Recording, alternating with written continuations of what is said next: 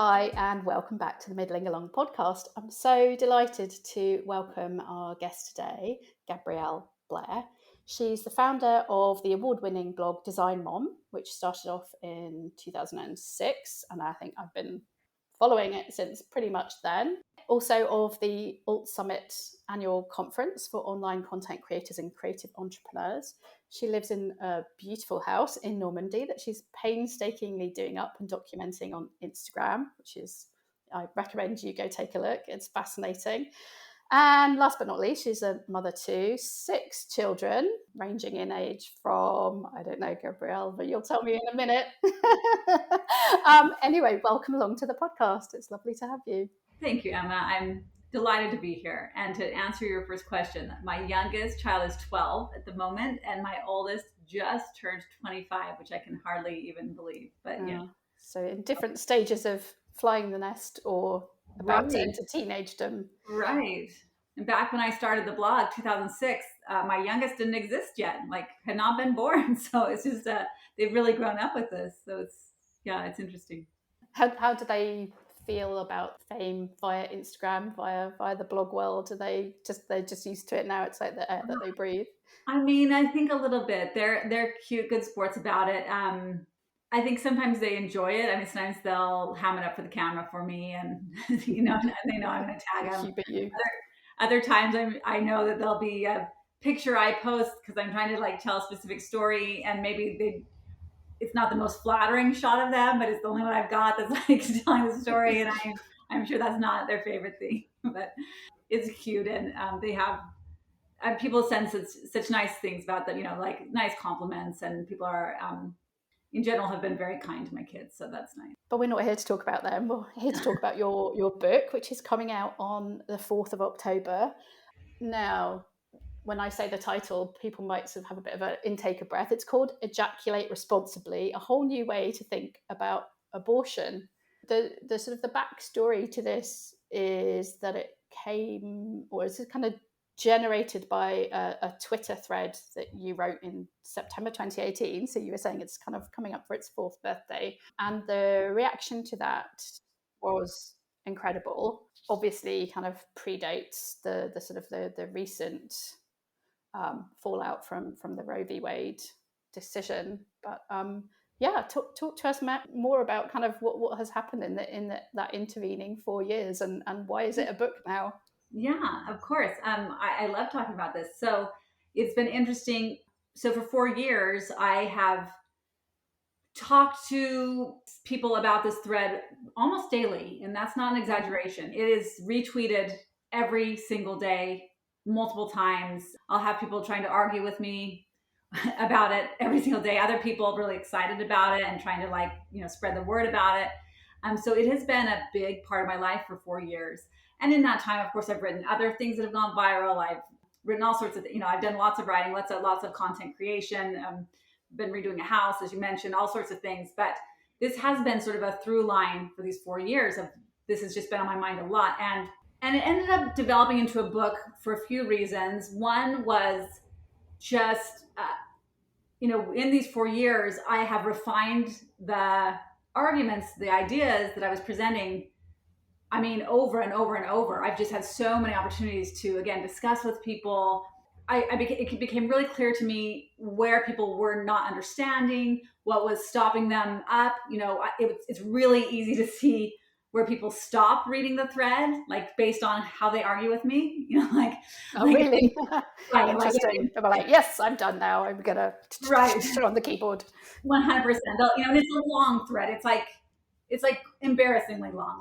Threads should not be that long. And it was my first thread, and I didn't even really understand all the stream of consciousness. Right. And there's kind of rules of etiquette on Twitter. And I was, did not necessarily know any of those, but so it's really long, and I do not fault people if they don't want to read it. But you'll hear from people that clearly have stopped at tweet number 2, and they always argue this thing, or if they make it further, they always argue this.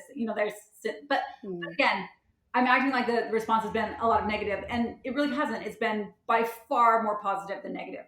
People have loved the ideas. Women have felt really, really, I don't know what I want to say. They feel seen by these ideas. I'll get emails of just, someone that's, tells me they're in tears because they've been carrying the burden of birth control through their whole marriage, through their whole adult life, since they become sexually active.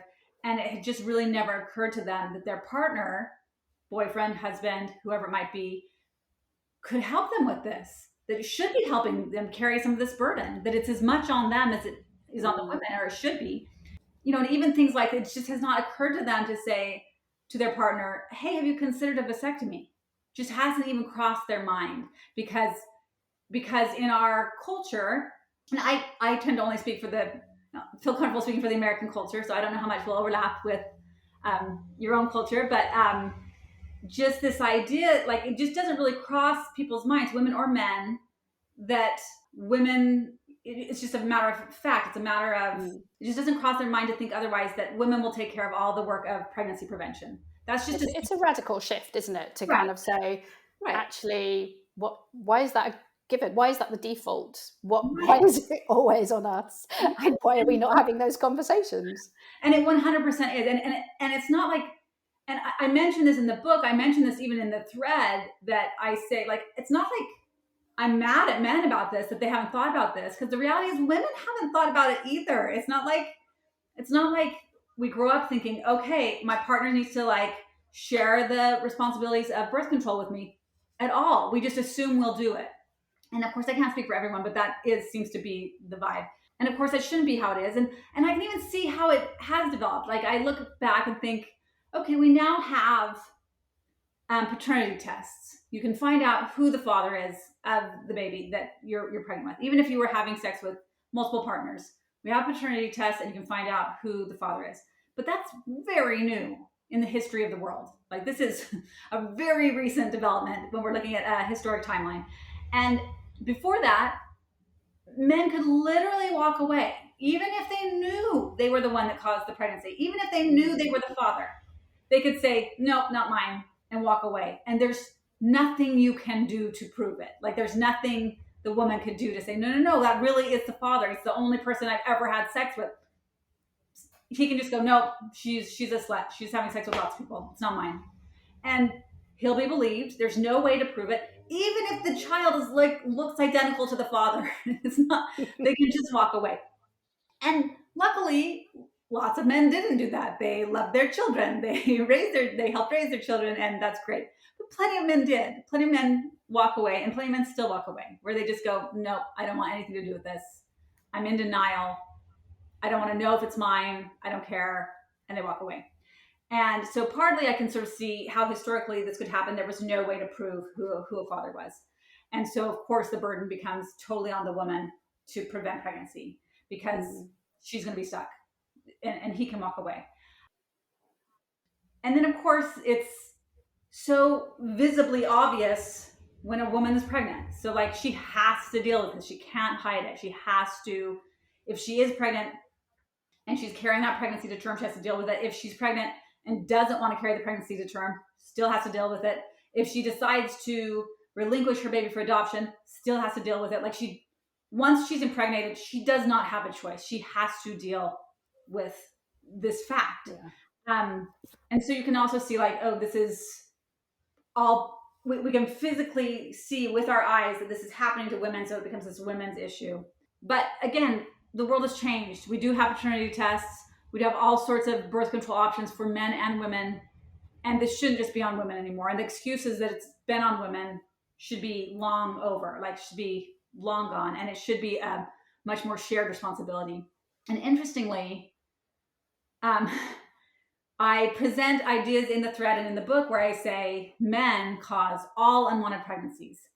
And that is it's a bold statement, and it's intentionally like it's provocative. Yes, exactly. I want to be provocative, although I feel like I have very strong arguments and can prove to you that like, well, it's also a biological fact, but I state it in a way that's trying to be provocative.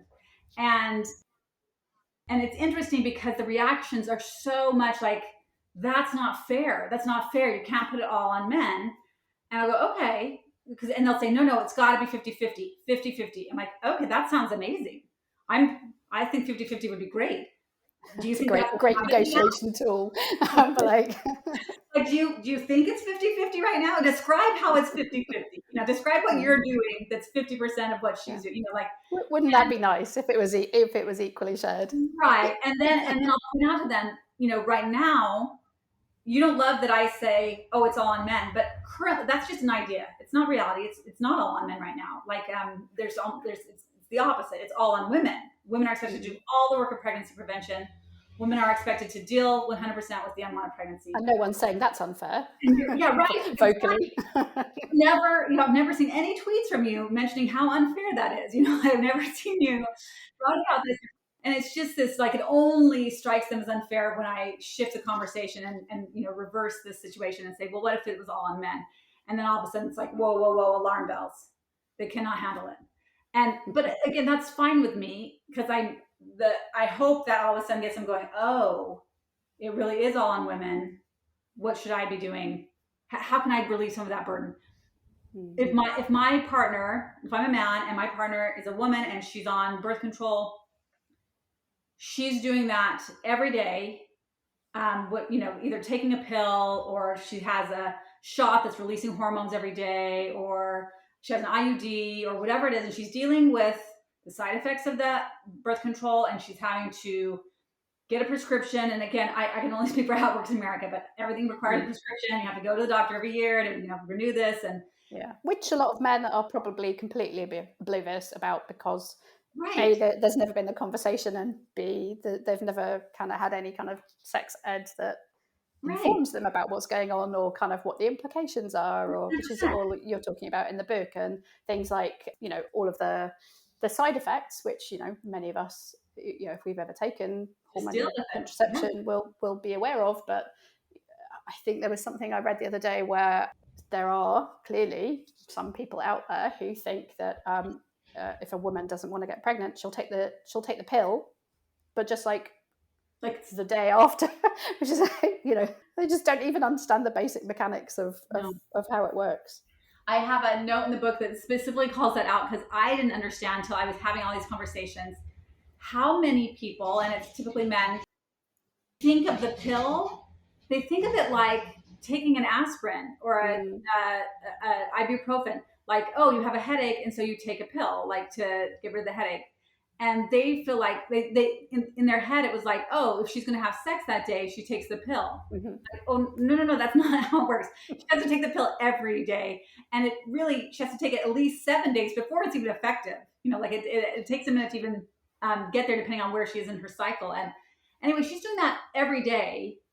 And she's fertile. Her egg is fertile 12 to 24 hours a month. Whereas the man is fertile every day, all day long, every day of the year, every day of the month, every day multiple of the week, times, should they so choose. Till he dies. He's never not fertile. Like, once he becomes fertile, he's never not fertile again. And he is not having to deal with this at all. So she's dealing with it every day, but it benefits both of them. What she's doing benefits both of them, and he's never having to deal with it at all. It's so bizarre, all of it. Like, that she's dealing with it, this thing that benefits both of them, that he's 50 times more fertile than she is, but she's the one dealing with it. I mean, just the whole mechanics of it are so weird. And then this is what has developed over time, and all this energy, so much energy, trying to figure out this, when this 12 to 24 hours of fertility is. Like, every new product for birth control is always like trying to figure out when women are going to be fertile, and like controlling that, and just nothing trying to control this like ever-present fertility of men. And it just doesn't make sense, of course. I mean, as you drill down and start looking at it, you're like, what in the world? Why would we do this? This makes no sense. Right. And there's things I've learned. Like, so I've obviously done so much research in these last 4 years as this was turning into a book. And one of the things I learned, like, I knew just vaguely from my own experience and just talking to women, that menstrual cycles can be unpredictable, right? Like, even if you feel like, oh, I have a very regular cycle, my period starts every 4 weeks, that the research shows that, like, it's actually super, super inconsistent. So even if you have like a very precise, your period starts every 4 weeks, the day of your ovulation could happen anywhere within a 10-day window, even if you have like a very strict thing. So where the guidance I was given was you ovulate 2 weeks after or 14 days after the start of your last period. That was just sort of the basic guidance. And that's still given. It's in, if you look up at websites, if you just look up when are you fertile, that's the advice. Mm. And yeah, that's the average, but like it's not accurate for pretty much anyone. Like your cycle can change month to month and you have no idea. Even if you're having the period on this, every 28 days, the ovulation day can change. It has nothing to do with how regular your period is. Wow. It's insane. Anyway, so the idea that we're constantly trying to predict women's fertility, which is unpredictable, which cannot be predicted, but never trying to like deal with men's fertility, which we know when that is. There is no question. We do not have to like guess at all for men's fertility. Anyway, that's all super bizarre. And I am also just realizing, you asked me why this needs to turn into a book, and I never answered you, so I'm answering you now. And that was just, well, for several reasons. One was this, I was refining all these arguments, and I knew better. I had done more research, like wanted to like explain further, explain where people were getting caught up, that kind of stuff. But also because not everyone's on Twitter. Not everyone's going to respond to this. And I have it in other formats. I have like an essay, but it's like a book just feels more real to people. And so, and I think it gets taken more seriously. And so I really wanted there to be a book for people to like refer to it versus like, I can take this seriously. I can study this with my college class, or I can share, if I'm a high school coach, I can share this with these teenagers in a way that I'm not just going to send them a link to a Twitter thread. Who's going to take that seriously? Like parents can read this with a child. There's just something about a book. But I did make the book. I mean, I cut so much. I just want it to be short and concise and really enjoyable. I want you to be able to read it really quickly and just have it, again, be this enjoyable read. You're learning a ton, but it's not like heavy, that it feels like. No, I'd say you definitely achieved that. It's, I didn't make a note of how many pages it is, but it's definitely, something that you could zip through very easily, and it's all really kind of beautifully structured. You've got your kind of, clearly, as you say, over 4 years, you've kind of honed every single one of those kind of pillars, and now you've got all of the sort of the research and the statistics to back it up. One interesting thing actually, which I hadn't realized you talk about, which is the the kind of the bleed break in the pill, the contraceptive pill, which was put in there to try and persuade the Pope that it was a good idea. Right. It's just like, you couldn't make that up, could you? It's the most bizarre thing. Yeah. So anyone who's taken the pill knows this, but you get a 28 pill pack when you get a pill. And 7 of those pills are just a sugar pill. They're just a placebo. There's no drug in them. And the reason they're there, and when you take those, the week that you take those, you have what seems like a period, but it's not a period. It's called breakthrough bleeding. And there's no egg that goes out. Like, it's not actually a period, although again, feels exactly like a period. And that was built because they thought if they built that in, that maybe they could convince the Pope that this was just like having a natural menstrual cycle. Didn't work, but nice try.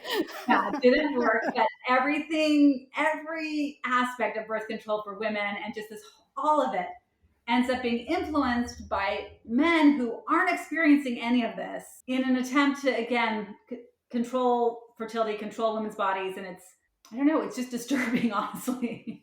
I mean, presumably when the original thread came out and sort of over the last couple of years, did you have an inkling that we could get to a point in the US where Roe v. Wade was overturned? I mean, it was this kind of confluence of the book kind of being announced at the same time that it happened. But so the thread, I published the thread when one of our Supreme Court justices was being vetted, basically, in front of Congress, being asked questions.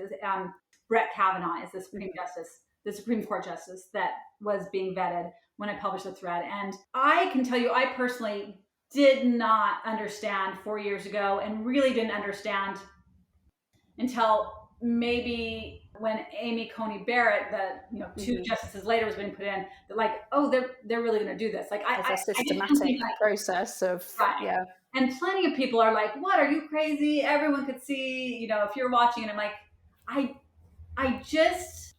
just couldn't believe, like, to me, it's just like super villain level, like, what, Yeah. why would you do this? And it's like, I just couldn't comprehend that they really wanted to do this, because there have been times where conservatives have held the presidency and the Congress, and they could have done it. There have been times they could have done it, or it sure seemed like they could have and didn't.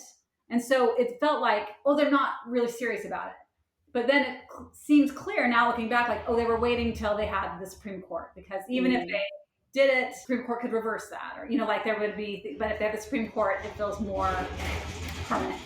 Anyway, so I can't personally say that when I wrote this thread that I was like, they're going to take Roe v. Wade.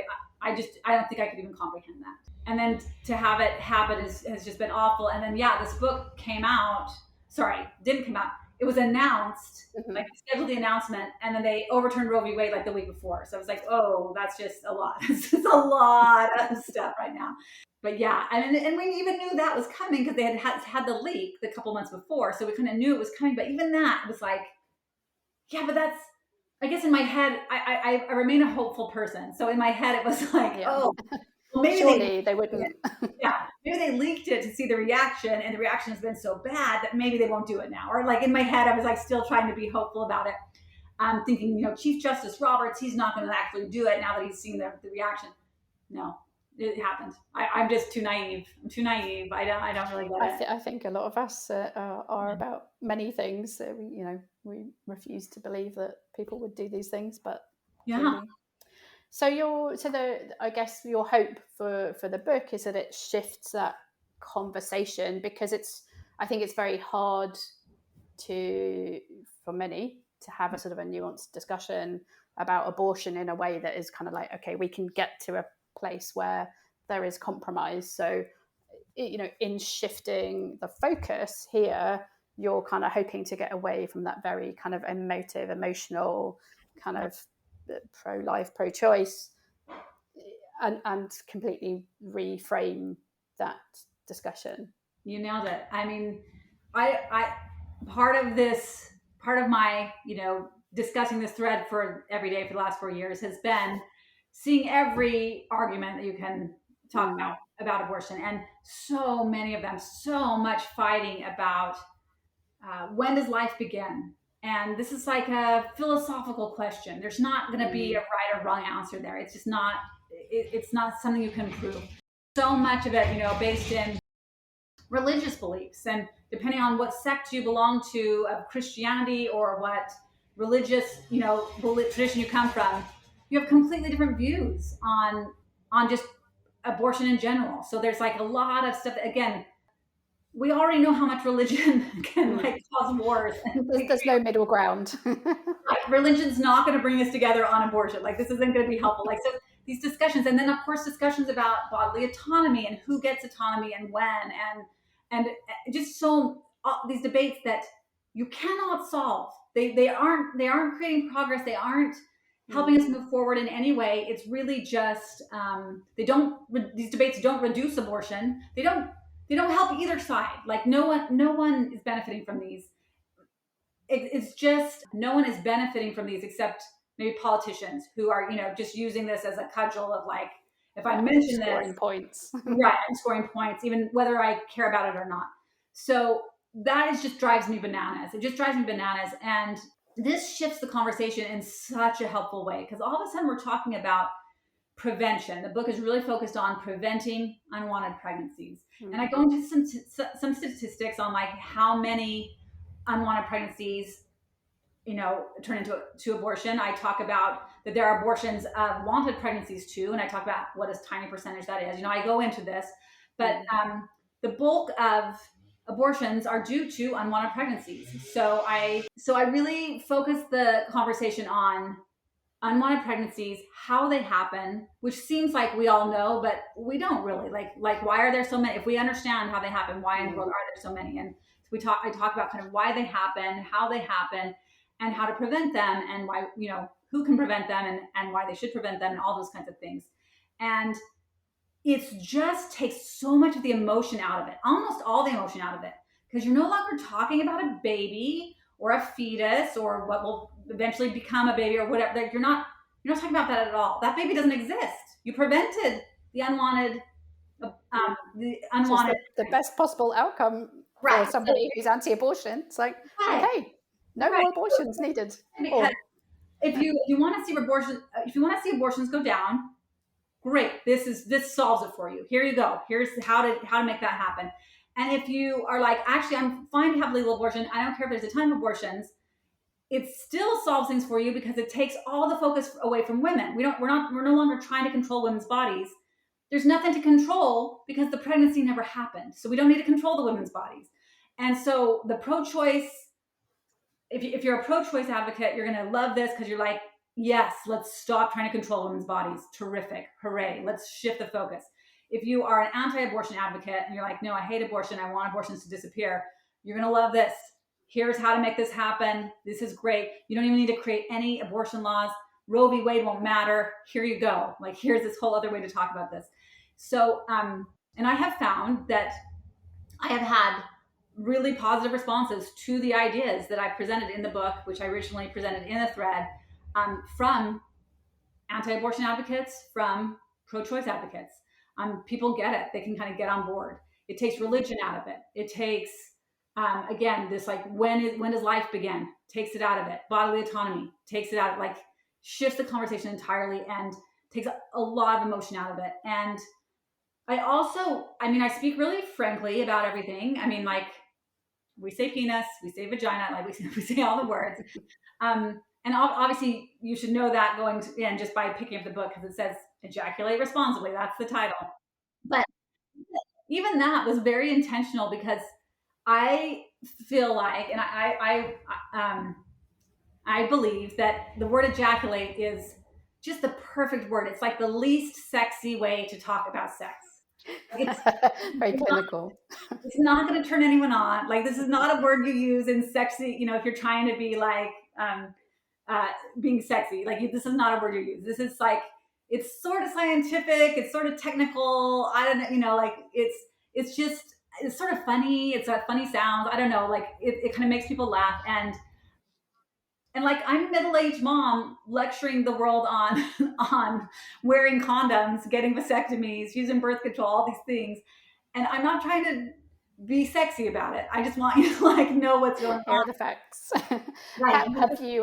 Have you road tested the book on all 6 of your children? Were they kind of heavily involved in the kind of that process? In fact, yes. So yes, they've all read it. We've discussed it as a family. As I was writing for different drafts of it, I would say like, okay, here's first pass, here's second pass, and they'd take a look and kind of see how I was refining. They've been terrific about it. And remember, they've been discussing this for 4 years. So my youngest was only 8 years old when this first came out. My oldest was, I think, 21 at the time. And they've been having to like discuss this for a long time. In the acknowledgments of the book, I mentioned my children and that like, you don't get to pick who your parents are, and your parent might be someone that ends up talking really publicly about ejaculation. And I'm sorry about that.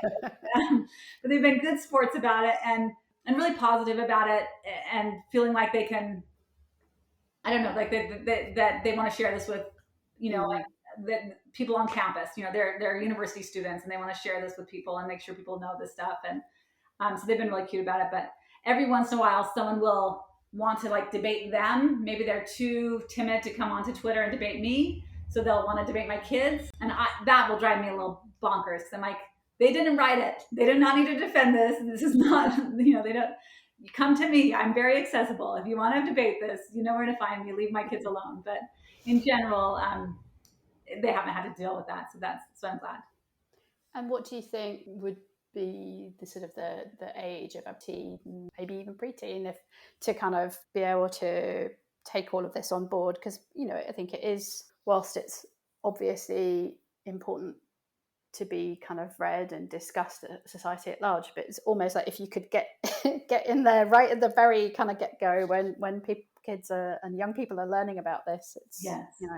I would love to see it as part of sex ed curriculum. I mean, the way the book is written, I think 14 and up is kind of what I was probably picturing. My youngest is 12. Some of this is still going over her head. She's not, like she's not sure what we're referring to or whatever. Like, that's fine. That's totally fine. And I would love to see parents read it. Again, it's a quick read, as you know, and then discuss it with their kids. And that allows them to sort of take the sections they think are applicable. Because the thing with sex ed is it needs to happen frequently, but it needs to be age appropriate. So you can start at age 5, whatever, or whenever they start getting curious about where babies come from or whatever. You can start as early as you want, but keep it age appropriate. And then instead of like it happens one time in 5th grade when they're 10, that's what they get and they're done. Like that's not really actually effective.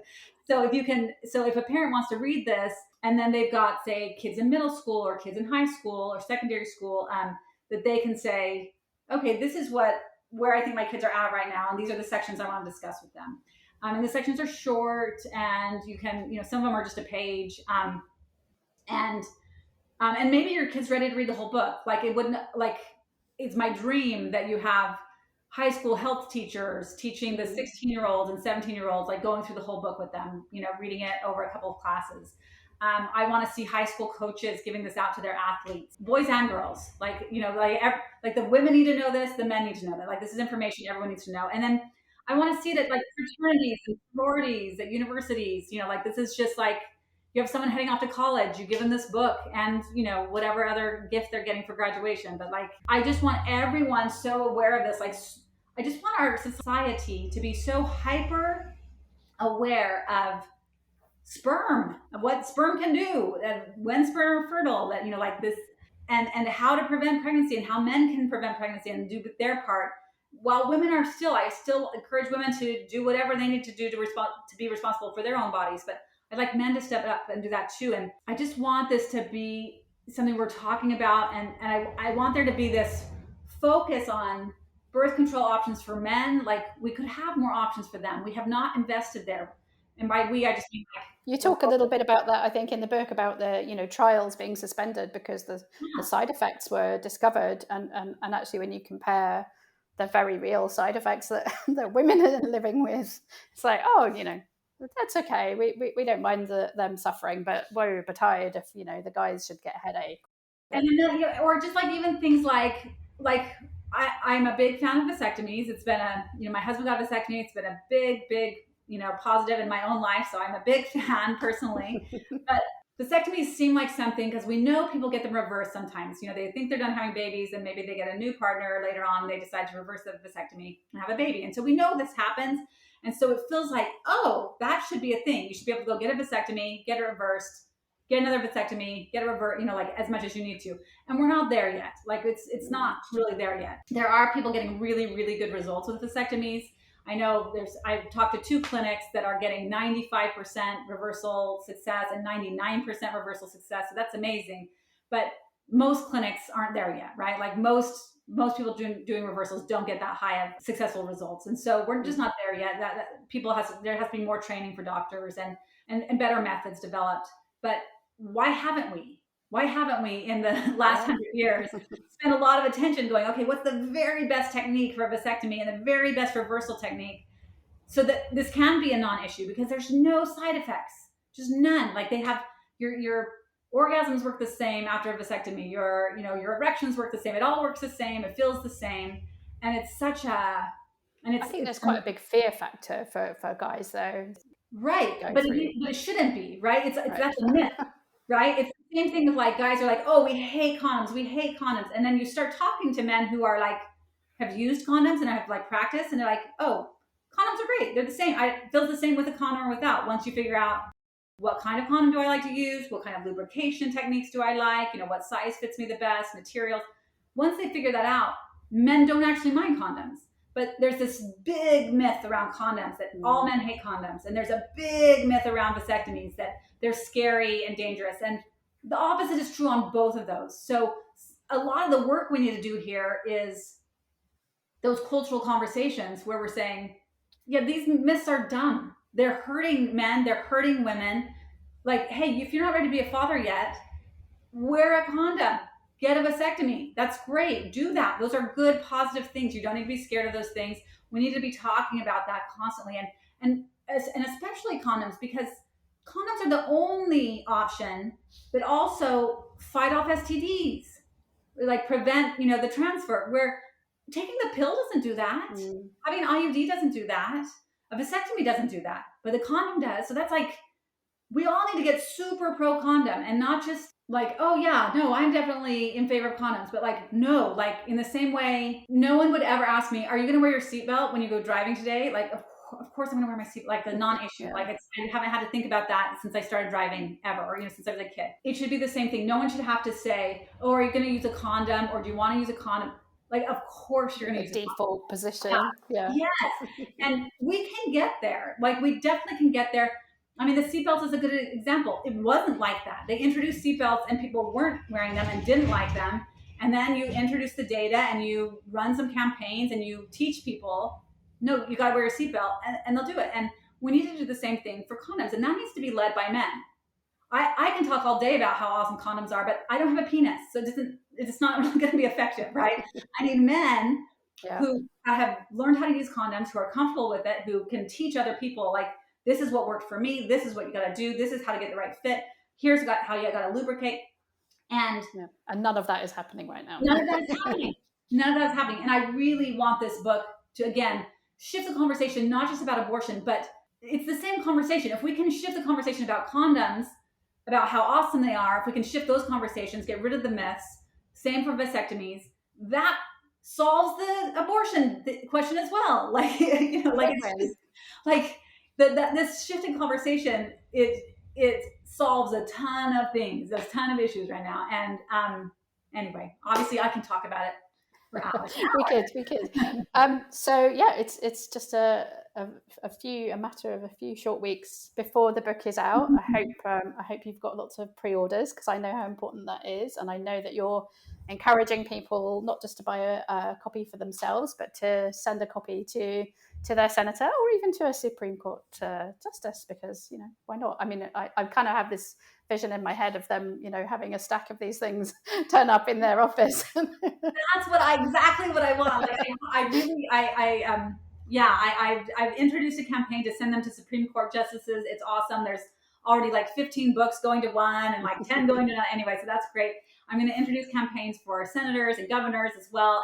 And of course, politicians, yes, of course I want them all to get it. But I also want people to really think through the people in their community that are having an influence on the teenagers and the kind of the youth in their lives. So is this coaches, health teachers, college professors who, that would be discussing these kinds of things, who could enable these discussions and influence people, and like send those people in your community a book as well. Like I will be sending one to my son's school, and I will encourage them to listen to this podcast too. Mm-hmm. Gabrielle, thank you so much for joining us. I am absolutely sure that this is going to start conversations, not just in the US, but hopefully all around the world too. And I kind of salute you for taking that Twitter firestorm and making something really, really positive about it that is going to change people's lives. So